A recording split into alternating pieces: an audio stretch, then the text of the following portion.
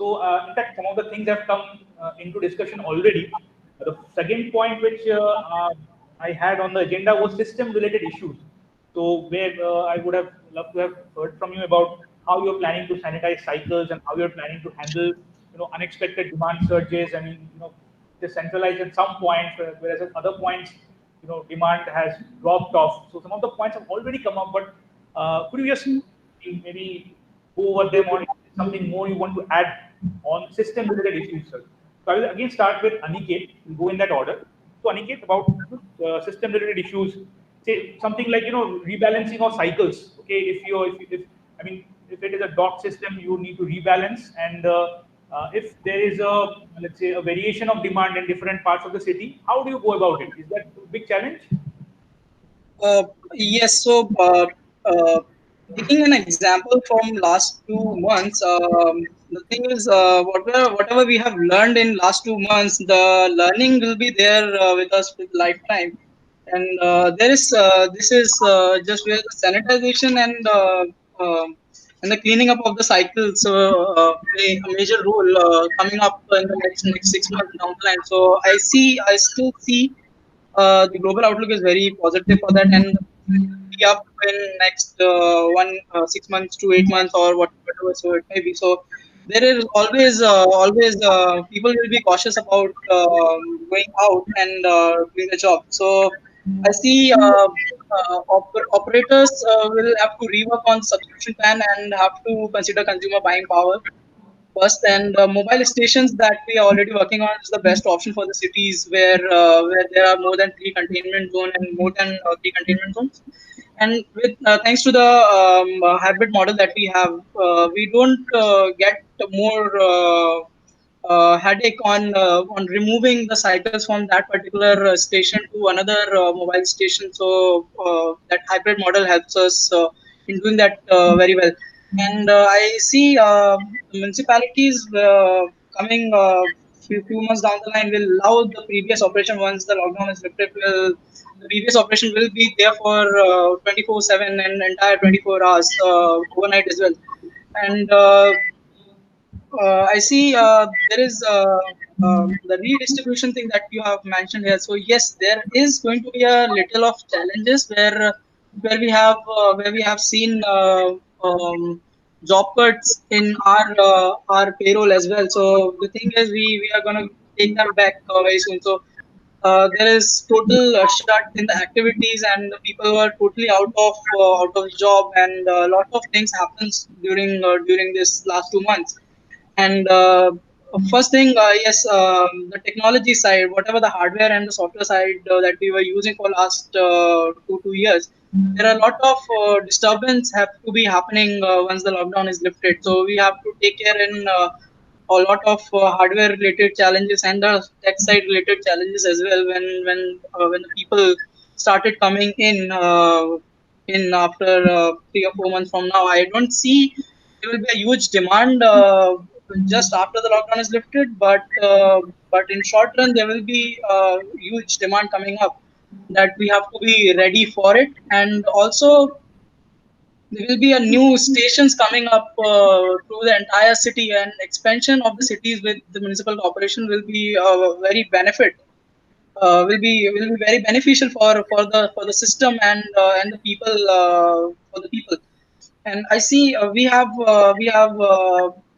came up with a new feature in our application where the people can demand station or request for the station from their locality if there is any space or in the society we have also implemented such kind of system. So we are already discussing with a lot of people earlier where the Hiranandani and a lot of builders that we were working with. And so things are going on, and let's see from the distribution side and from the redistribution side and or everything else, the operation is going to be little slow, but let's see what comes up with the municipal corporations. So let's see, there is a revenue sharing model that we have proposed with the municipal corporations as well. So there will be a little tax benefits and the rebate coming in from the municipality side as well. So let hope best for that.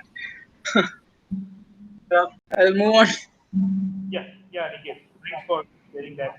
Now, Mr. Jain, what are your views, sir, regarding, I mean, any other, system-related issues which comes to your mind, which needs to be addressed? Definitely. Actually, we are already working with this dedicated staff to our stations, and redistribution vehicles are there. We are already maintaining these things earlier in last 2, 3, 4 years.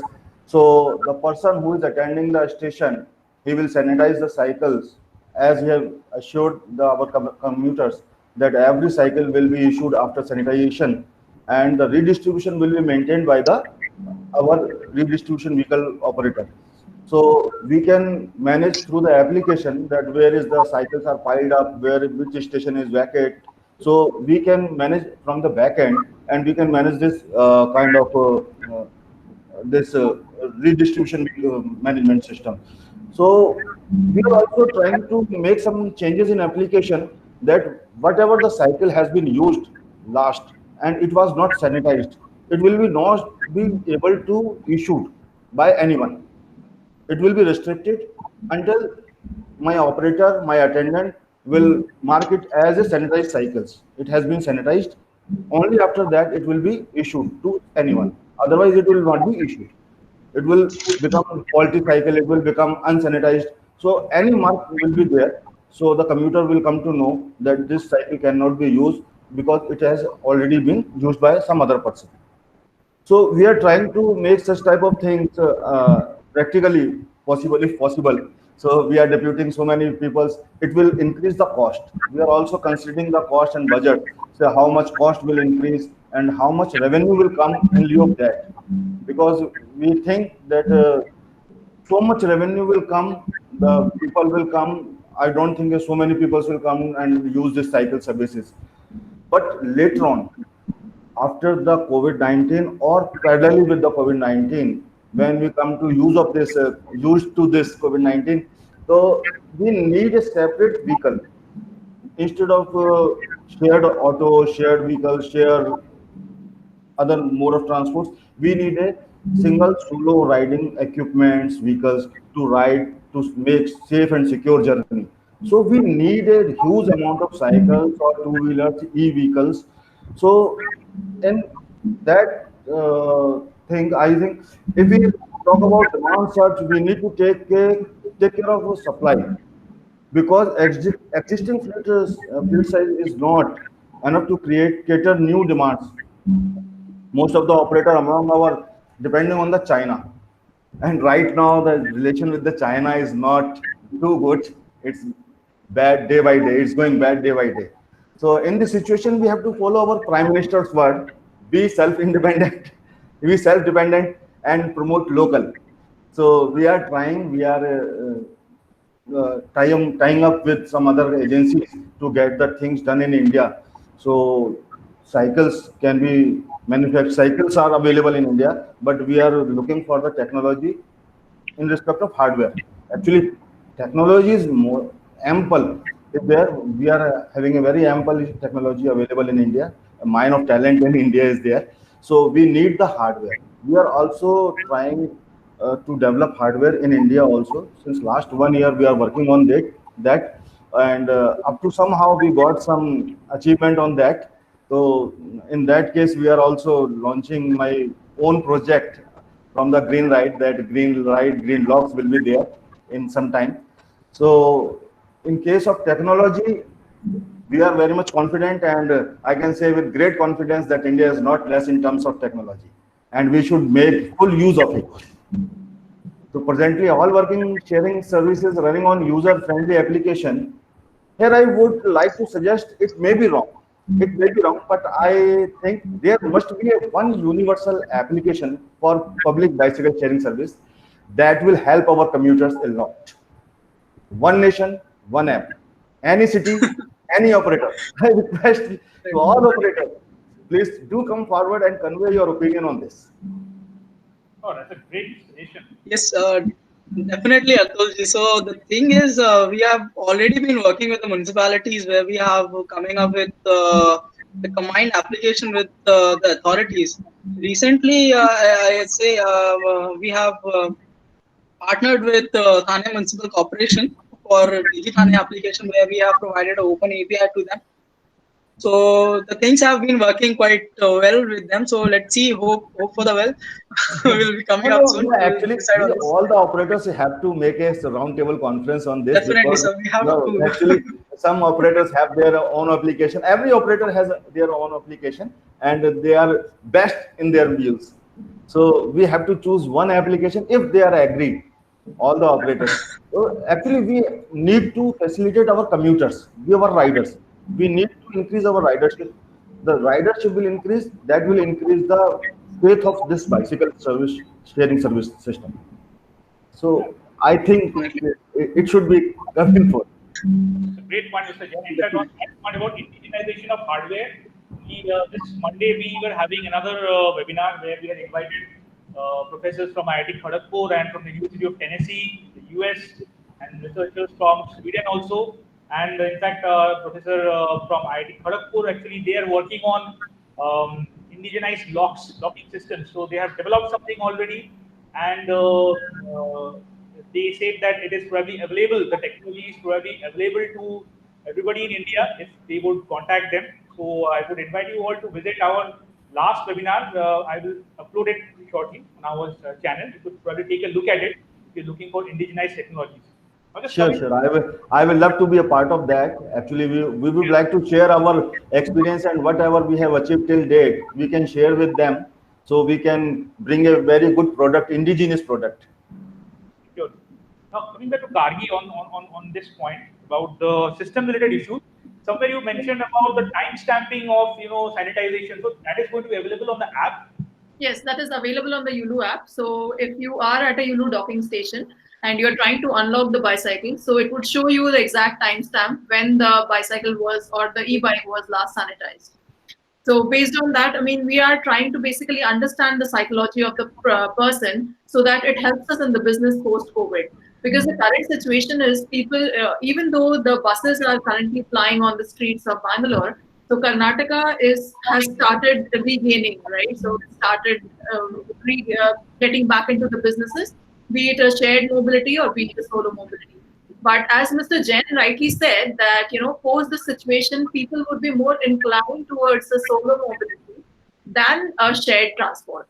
So even though the proper social distancing is being maintained in the buses and everything, but the inclination would still be on the safety side, and hence people would prefer a solo mobility thing. So this is something that we are keeping in mind, and then again. Talking about the issues that were there. So the one issue that we are still facing is the restriction on the timing. So it is the businesses are operational only from 7 a.m. to 7 p.m. Right. So initially, when before the COVID situation, Yulu operations used to run 24/7. So that for the people who are going to office in the morning, we are able to cater them in the morning, and for that the preparations have to be done the previous night. Right. But now, given the situation, we are trying our best of how we can try to have that catered. But what we understand is, I guess all the panelists would agree to this. The normal office time is somewhere between 8 to 10:30 or 11 in the morning. Yeah. If we are not able to cater that, so that is something that we are working on right now. We are trying to find out different ways and means of how we can cater to that demand. Because if we are not able to get a vehicle to go to the office, then only we will choose the public transport. So this is about Bangalore. With Delhi, I guess, with the Delhi metro not operating, I would say the spine of the Delhi transport is not operating right now. So as the metro revives, we would definitely see more people using this because there are more people who travel by metro. And I just came across a post in the morning today which says, like, with the kind of social distancing that we are expecting post the situation, maybe the metro operations would have to go 7x of what we have currently, which is a very, very, worrisome situation right now. We are all amidst of, we actually don't know like how the situations would be post this. So definitely the stress on solo mobility would be higher. And as Aniket also rightly said that, the opportunity is immense post the situation for all the people who are trying to solve the micromobility thing. And also micromobility would no longer remain a micromobility. So as of now, what we are targeting is the distance of say 2 kilometers to 5 kilometers when we say micromobility. But going forward, people would take it for a longer distance. It could be somewhere between 10 to 12 kilometers or so. So yes, the opportunity is immense and we look forward to it. Yeah, that's a very interesting point. That it's probably not going to be, something which is preferred for that 5 kilometer, range. So probably we're going to see an extension in the range, and that is where another technical thing comes in. I'll just come back to that point regarding e-bikes just a little bit later. I'll just request Mr. Srivastav for his views on this, sir, regarding the system-related issues. Anything Yeah, else? there is a challenge in the system-related issues, yes, because I mean, while we do all the sanitization of bicycles and docks and everything, so the main thing that we have to win the customer's mindset. Unless I clean the bike in front of a customer, he is not going to ride the bike. I mean, let it be. I mean, as Ms. Gargi said, there will be a timestamp. So the understanding the timestamp and the trusting the timestamp will take some time unless we do it in front of them. And doing in front of the customer, in front of rider for every station, every bike is, it's a big challenge. So that is the one thing which we need to win over it, the mindset of the customers. And as far as the physical distancing at the docking stations is concerned, frankly speaking, there haven't been such a demand that we have found so many people at one time at a bicycle station, so that there is a dire need of making following a physical distancing and paper. Yeah, if it happens in the future, which is going to happen when we are very upbeat on that, then probably we'll have to make those circles and the other things where the way they are being done on the airports and the metro stations. We'll have to make those markings so that the customer stands there before he goes ahead to rent the bicycle. So that is what it is. So challenges are there, but we will have to win over it.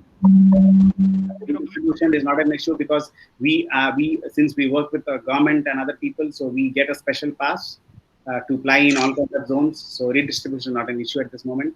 That's not a challenge for us.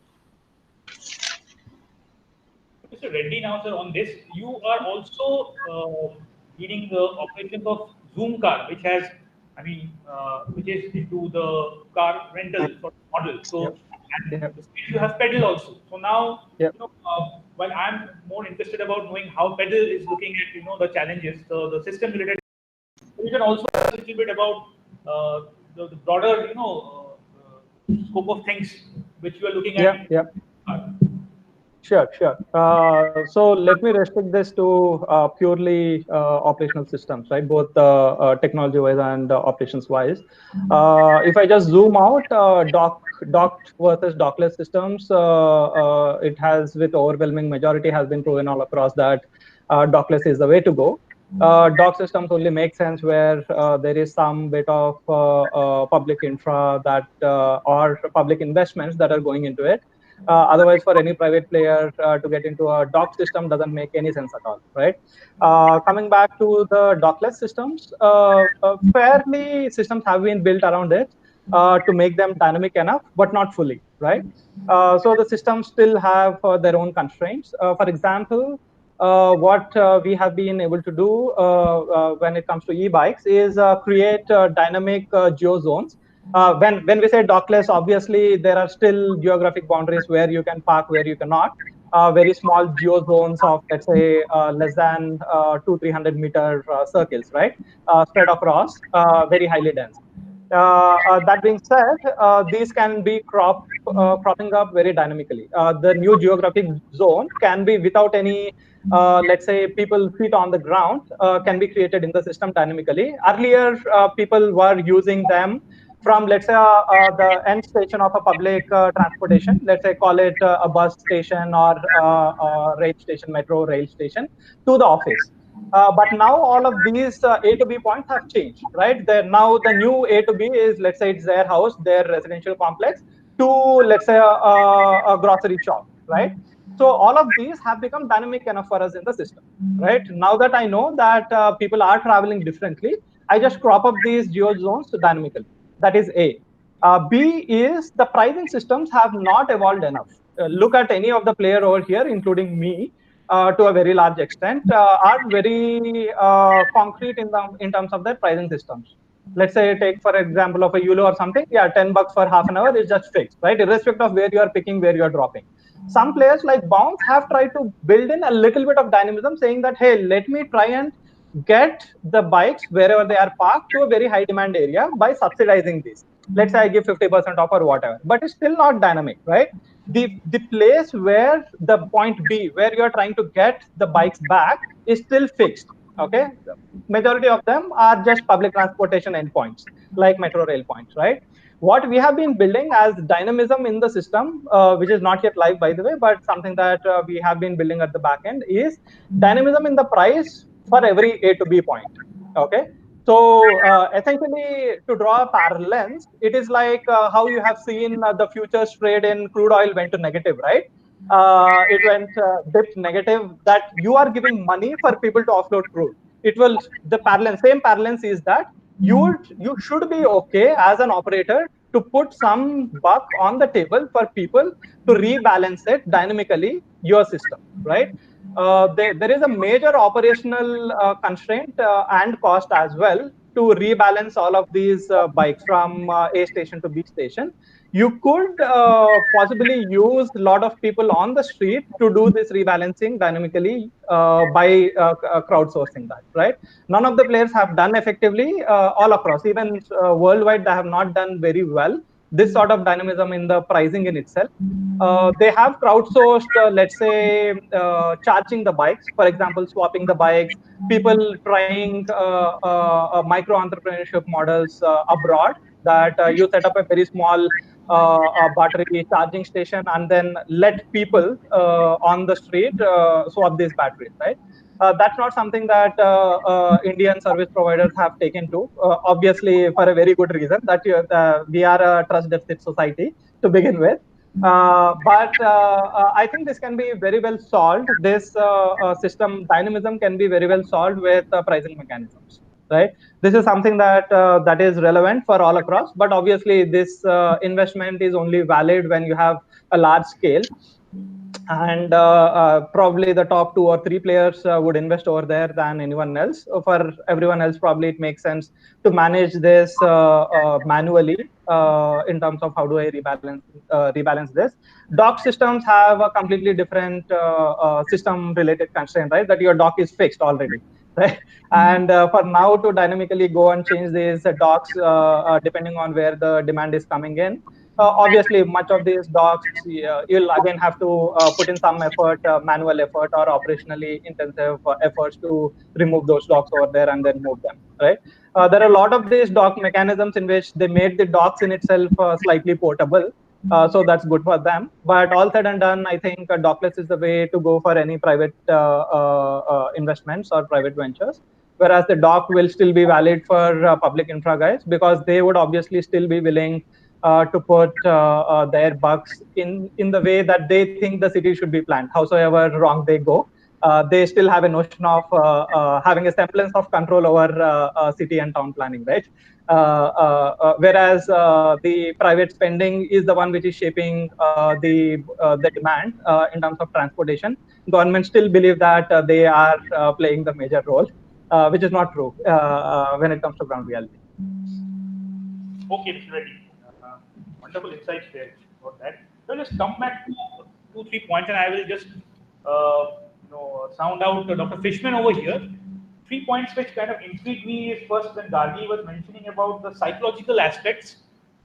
She was probably pointing out the need to study the psychology of people, whether when you take a look at whether the timestamp really plays that effect on the minds of people, and or are there different different reasons crop up. I mean, people start perceiving things. So it's more about the subjective factors. Actually, that's one of the things Dr. Fishman has considered in his research earlier. I do believe that the subjective factors. He studied the bike sharing systems of Melbourne and Brisbane, and a lot of issues, which are subjective issues, like how do people perceive the systems. It's not just about the pure utility of it. So Dr. Fishman what do you think? What are the things that, from a psychological point of view, that should be studied? We look at it, I mean, from the research point of view, a new set of variables to be covered. How do we go about it? Sure. Well, one of the big things to emerge from the research that I did was the importance, and not just the research that I did, but also when I did a literature review and looked at other people's research from around the world on the things that motivate people to use bike share, the key factor is convenience. So if it's not convenient, people won't use it. Convenience is a broad term though, so what does that really mean? Well, it means that the bikes need to be close to people's origin. People don't like to walk more than 250 meters, seems to be the threshold. Anything longer than 250 meters, and people don't see bike share as an option. It also needs to have a place that you can end the trip close to their final destination. It also needs to be an attractive price. There is some hygiene issues that I uncovered during my research because Australia has a mandatory helmet law, so it's a legal requirement to wear a helmet, which has made bike share less attractive than it would have been otherwise. But people talk to me, this was well before COVID-19, people talked to me about the concern that they had for wearing a helmet from a hygiene perspective. So especially when you haven't seen what the other person looks like that was using the helmet before, people have kind of a worst case scenario in their mind, and they don't want to put something on their head that someone else was using earlier in the day. So shared helmets really brought up that hygiene issue, but I think some of that translates over to COVID-19 as well. The other really big thing from a psychological perspective that is central to people's decision about whether they would use bike share or not is the quality of the bicycle infrastructure. So there's a very strong preference for people to ride in an environment that has either it's car-free environment, so it's a protected bike lane or a bike path, or it's a low-speed environment with low volumes of motor vehicle traffic and an absence of heavy vehicles. So trucks and lorries really create a problem for the vast majority of people if they were to consider using a bike share bike. Now, e-bikes help to overcome some of that. So e-bikes make the value proposition to a potential user more compelling. That's both from a safety perspective. People feel more comfortable riding, they feel safer riding an e-bike than a regular bike. They feel like they can keep up with traffic easier. They can start up from a standing start and reach a cruising speed quicker, which makes them feel safer. And they're not as wobbly if they're going up a hill, for instance. So there are some of the factors that I think is really important. But one of the really big things, especially as India emerges from the lockdown and businesses start to open up again and people start moving around a lot more, is being able to provide those. There might be, in some cities, they're calling them pop-up bike lanes. They're temporary bike lanes that use very light infrastructure, so they don't worry about concrete or stone or anything like that. It's really plastic bollards and other temporary traffic management devices that can be rolled out overnight in order to create the space for people to feel comfortable cycling. So COVID's one health issue, but getting run over by a car is also a health issue that a lot of people are thinking about in the back of their mind when they're trying to decide what mode of transport to take. And moving from public transport to cycling will be facilitated to a much greater degree if the streets provide the level of protection that meets people's minimum standards of safety. And whilst for people that cycle every day, that maybe they don't think about it as much, but for the majority of people that don't cycle every day, that are looking to make that decision of how are they going to get to work, how are they going to do the things that they need to do when formerly they use public transport, the bike will only become a compelling value proposition for people once the infrastructure is there to support it. So I would encourage you all to talk to your government representatives about the need for providing that safe infrastructure, which so many cities are doing around the world at the moment. Yeah, Dr. Fishman, that's one of the most important points, and I would again like to just come to our analyst this point about infrastructure in India. As it is, we don't have dedicated infrastructure for bicycling in a lot of places. And do you see this as a major challenge in the micromobility business, particularly, I mean, specific to say bicycle sharing? Sorry, is that a question for me? No, I would request. Sorry, to the panel. Challenge, yeah, definitely. People don't want to venture out, on a busy traffic route, and where there is a threat that any motorbike or any of the bus and coming to hit him, because obviously the cycle speed is less than any other bike. So infrastructure, there is a dire need of infrastructure in all the cities wherever we want to have a public bicycle sharing system. So yeah, I mean, some governments are doing it, some governments are not doing it, some are at a planning stage, but we are yet to see an action on this. So it's very important part. It plays a really important part. Okay, sir. Gagi, you were saying something? Yeah, so what I was saying is like the smart city area of Pune, which is the Ondh Baner Balewadi area, that has a very beautiful infrastructure when it comes to the cycling lane and everything. So they have dedicated cycle track, sorry, marked on the roads, as well as they have created a separate space where the people can cycle. And similar initiatives have been taken in some parts of Mumbai as well.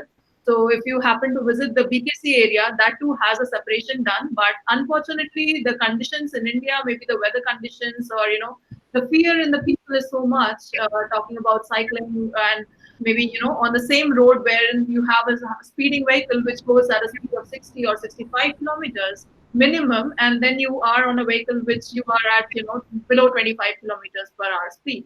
So the fear and the thought of safety and security is so high that people avoid using these kind of transports, and hence these are now more of a parking space than the cycle track right now. So there are other cities as well, like I guess pre-COVID there was a test done in Gurgaon, which was more of that DLF area, which the test was done. So they had placed the bollards on the road, actually using the low speed lane, and how many were using the other side. So for all the cyclists or all the e-rickshaws even, which have a speed of less than 30 kilometers per hour, so a segregation and a proper infrastructure would be really, really helpful. And the main thing is mindset. The bicycles riders are still, taken as bicycle is taken as a poor man's vehicle. So the mindset with other people is actually, why should someone go faster than me even if you're riding faster than anybody else? So the mindset needs to be changed. Yeah. So another thing that we need to learn as Indians is respect bicyclists, which is very, very much needed in the current situation. So it's not like a bicyclist is competing with one on a high-speed motor vehicle, but definitely he is making an effort. Talking about the environment, he is making an effort to a better and a sustainable future. I'm a cyclist. I ride about 40-45 kilometers on a daily basis. Wow. In a weekend, about 100 kilometers. So I mean, we see a change. I mean, whenever you go to a place where you're riding, and if it is 9:30 a.m., people start coming along with you, and they say, "Boss, I mean, how much this bike costs, and why do you ride? How many kilometers you have done?" So whenever you say, "Okay, I have done 50 kilometers or 70 kilometers," they don't believe, and they say, "Oh, I mean, it's just cycle guy." So right. That mindset needs to be changed. And the day that respect comes for bicycle, and then we are the winner that day. Right. So probably I bring some pessimism to the optimistic folks over here. I don't think from an infrastructure point of view, India is gonna be there anytime soon or the next decade when it comes to cyclists, right? Because essentially we are from a transportation perspective, we lag the demand, right, from the supply side of it. So as soon as you build a road, you just induce the demand over there for all the motorcyclists, and which essentially means is that the cyclists definitely will not find a place for themselves on the road. For a country like India, obviously we disregard many of the traffic rules, which also means is that motorcyclists also occupy your pedestrian lanes, right? Forget your cycle lanes. Which is also why, including people like me, right? When we use, let's say, bikes like Yulu Miracle, they are essentially used where the speed of a person who is walking is far higher than all the motored vehicles. Okay, that is the only place where your pedal bikes or pedal assist e-bikes will be used, because you could go faster than all the other cars and bikes on the road on the footpaths, right? So that is on the one side. The second side is obviously we are a tropical country. Either it is too hot or it's raining. People can't travel longer distances on pedaled bicycles, right? Until unless you have pleasant climates, it's almost impossible to go farther than 2.5 kilometers. And that is why it is still a poor man's conveyance rather than middle class asset, right? When it comes to a bicycle. Obviously, for health conscious guys, it's niche. You will have all your geared cycles with carbon fiber frames, which will cost you like 20-30K, which is not what obviously you're going to put on the road, right? So all of this bringing to the fore is unit economics on a pedal bike, which don't make sense until unless you are doing at $10 pop, until unless you are doing like 6 to 10 rides a day. It doesn't make any sense from unit economics point of view for a pedal bicycle, right? Which is why the movement away from a lot of players like us, from a pedal bicycle to electric bike, where you are definitely competing with any other motored bike over there. Your speeds are not less than 50-60 kmph. Obviously, and from an effectiveness perspective, right? This is we are competing with ICE engines. Maintenance costs are far lower. Pilferages doesn't exist from a fuel perspective. There is nothing called refueling. Rebalancing is the only bit that we try to solve for in terms of how I incentivize people from A to B, rebalancing us very dynamically. Where the demand exists, I put the assets back. So that is how I view how we are moving forward effectively. And if you look at all the pivots that have happened, anybody globally, more or less, this consolidation is happening. We are not going to be a place where 5 or 10 of private ventures are going to flourish. At best, this will be a 3 or 4 player market. All this consolidation will happen. Either you will perish or prevail. And a lot of private ventures. I know for a fact that not many guys over here are profitable, right? In that sense, there is a lot of money that is being pumped in. To break even in this sort of a business, you need either public money, as I was mentioning, either you go and tender it out and depend on governments subsidizing your money, or make sense for unit economics for a consumer, right? To take the same example, Yulu bike cost $10 for half an hour. I spend $5, okay, on a private player. From Indiranagar Metro to my office is roughly about 2 kilometers, which is what I would like to pedal. But obviously, $10 is too heavy for me. I just pay $5. A private player like a van is just standing there at any point in time. Okay, they are very dynamic in terms of catching the people who are just walking off the metro. You pay $5 and you have traveled these 2 kilometers. So, so whatever is the pedal bicycle that is gonna try to address the demand is also being addressed by other guys. E-trikes are there, probably NCR, Delhi, all these guys. You will see a lot of these shared autos, Yes. e-rickshaws, all of these guys, which are very, very nominal amount, right? This is where you are competing with in terms of where your customer base is coming from, right? It's not making unit economics for people. Obviously, there are a lot of guys who are still flourishing at $10 a pop. But this is not something that's going to be sustainable in terms of unit eco, right? So electric bikes definitely is the way to go, but obviously it's slightly different kind of ball game when it comes to capital investments versus pedal bike. That's something that we will see, we'll continue to see to evolve. So I'm probably jumping into the next bit as well. I think Elliot just left us.